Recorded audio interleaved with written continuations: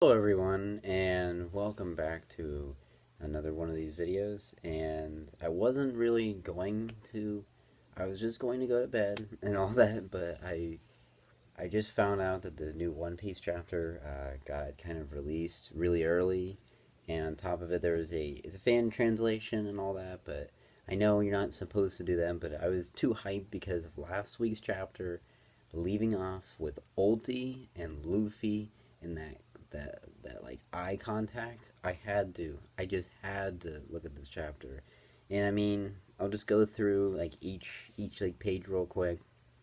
Uh, it's kind of a weird understated seeing Pound meet his children, and I don't like the fact that Pound's alive at all.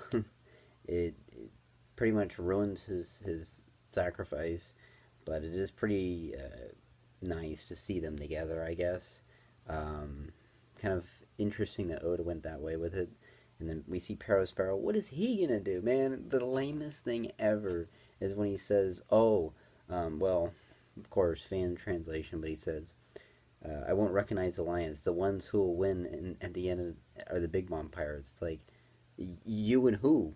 Like, yo, bro, you gonna take down all of everyone around there with just you and Prometheus and Big Mom and her weird little homies we see at the end of the chapter?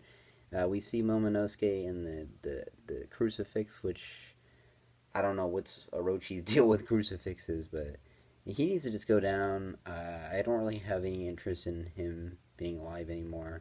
We get to see that praying mantis trick again, and Zoro seems to have got himself lost.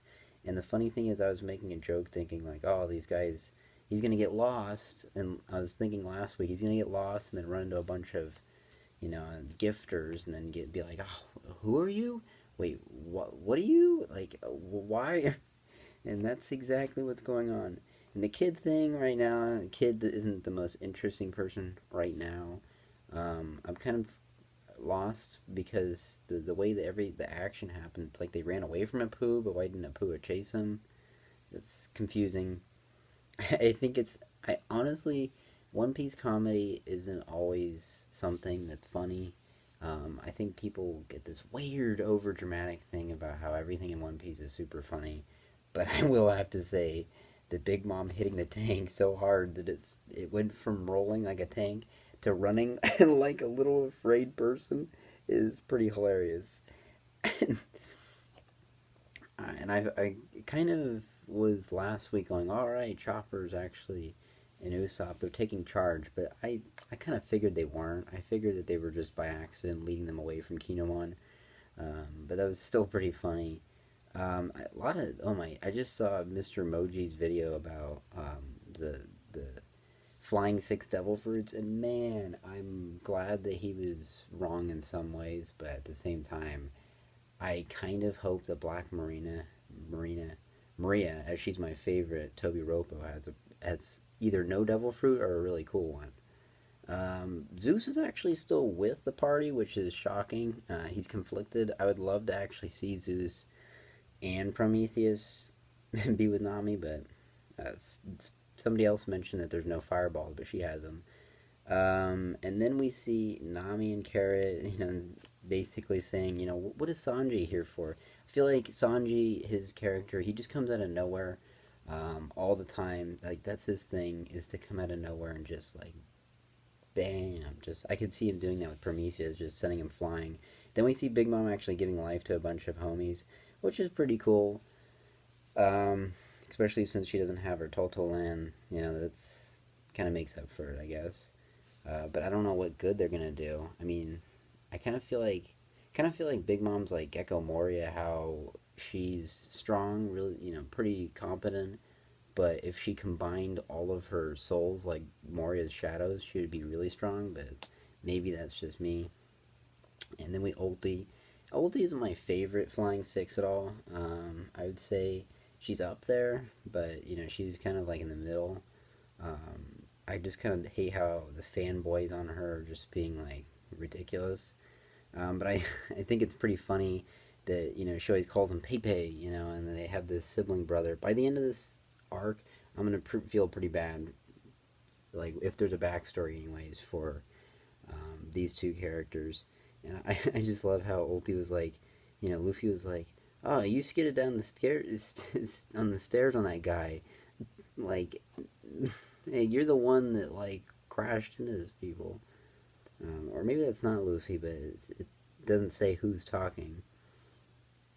And then it's interesting how Ulti is like, oh, the one that's going to become the Pirate King is Kaido. It's like, why? And then we get this. I mean, we get this pretty cool panel of yeah. You probably can't see that. It's like one of those Conquerors, hockey clash kind of things, except that it's not. And I love how her hair turns into this weird liquid, like projectile thing. I don't like the comparison to Dellinger. I hated that character in Dressrosa, so I don't think she's like that.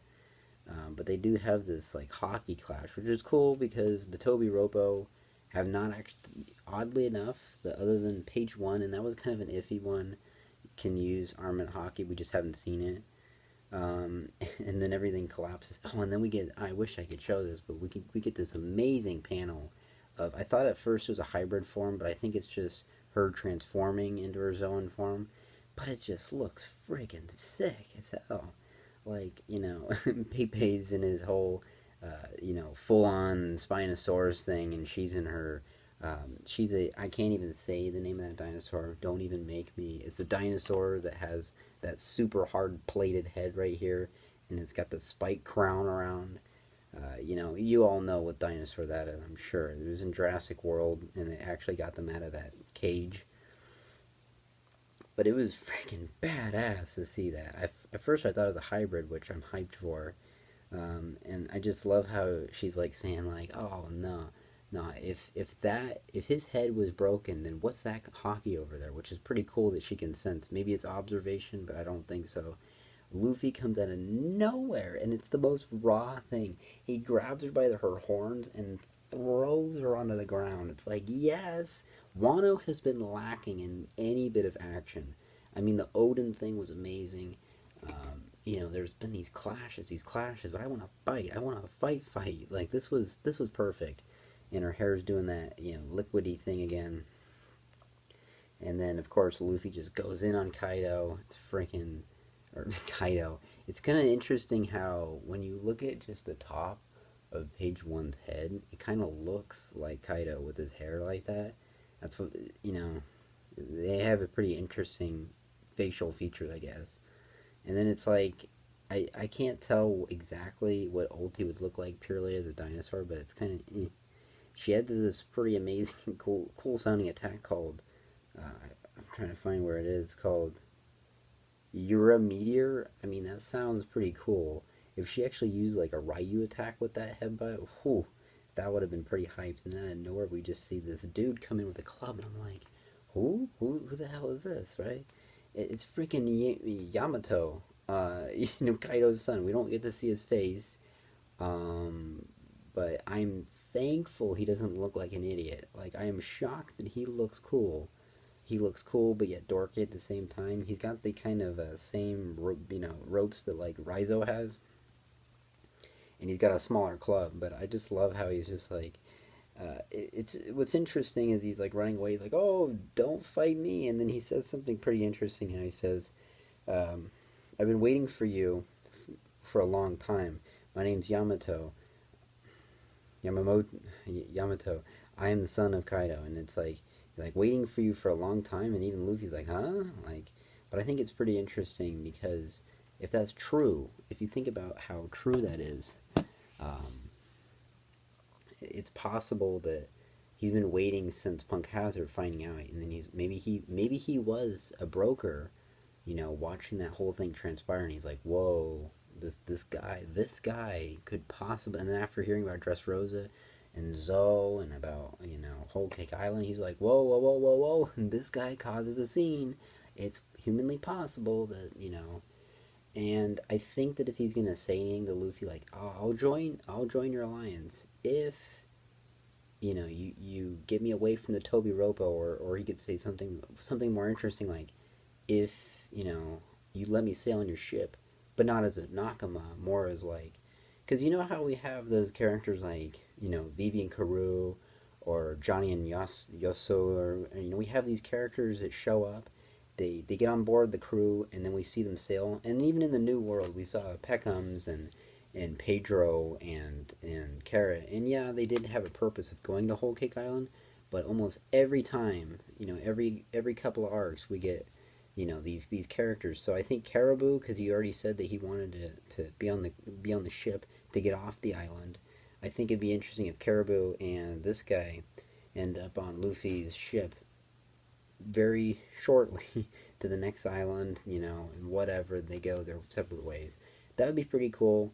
Um, or maybe he's actually a Korazumi, and Momonosuke actually accepts him. Or maybe Kaido's son will save Momonosuke. That would be raw. Maybe this guy doesn't like fighting. It's just the possibilities with this guy are endless. I'm hyped as hell that he's here. He actually has an attack very similar to the Thunder. I'm really dying to see the rest of the Toby Roppo fight, especially Black Marina, because she's got a special, spot in my heart. She is super sexy. I love her design too, with her like kimono. I haven't talked about One Piece chapter in a while. Last week we got the Marco thing. We got all that stuff that was happening. It was amazing. There's a break next week, which is good because we've gotten some chapters. I guess Oda deserves a break, and same with the editor, especially with the virus. But it's just amazing to finally see a new Zoan, ancient devil fruit like that. I kind of wanted it to be a Velociraptor, or a version of the Velociraptor. The ones that have the spit the acid. I cannot remember the names of that one. But that's the one I wanted her, because we don't have very many Zoans that can emit something, such as Kaido or Sengoku. There's very, very few characters that can emit something for Zoan. So, anyways, I digress. That was an amazing chapter. 8.9 out of 10. I hope next week we get this, or next week I hope we get an amazing chapter. And I'll see you guys till next time.